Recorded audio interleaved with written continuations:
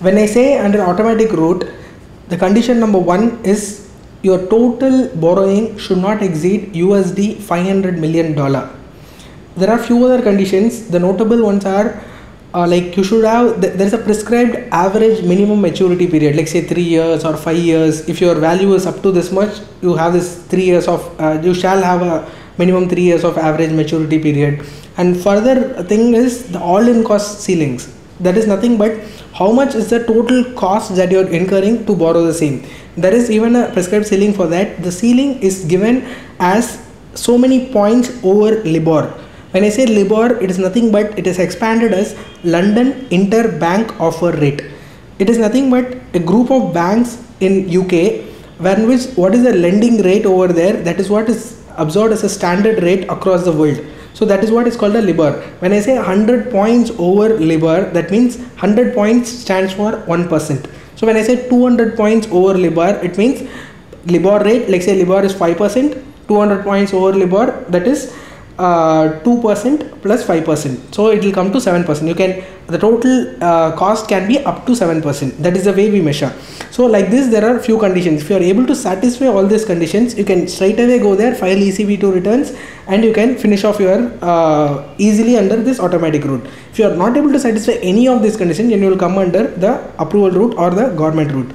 And one more thing here is, like whatsoever ECB proceeds, you have this end-use ceilings. It's not a ceiling actually, it is a restriction, end-use restriction. When I say end-use restriction, it is that you cannot invest in for prescribed purposes. Like say you cannot borrow ECB just to pay your employee salary. That's what we call, like say working capital requirement. You cannot borrow for just meeting your working capital requirement. You cannot borrow and invest in the capital markets in India. All these things are prohibited, and there are certain things which is given, these are all are permitted. And when you borrow the money, you may not have sometimes the immediate requirement. So you may either park it overseas itself till you actually require it in India, or you can invest in certain prescribed securities in India which should have this adequate number of adequate credit rating as well.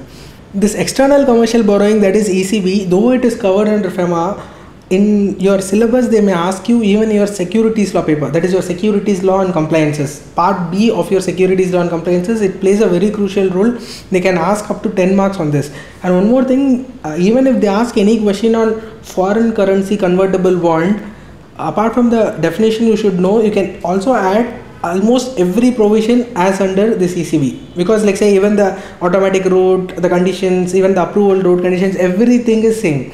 And especially for professional students, you should take care of this when you read for the corporate restructuring paper, where in which you will be understanding what are the various sources of finance, in which it also plays a very crucial role.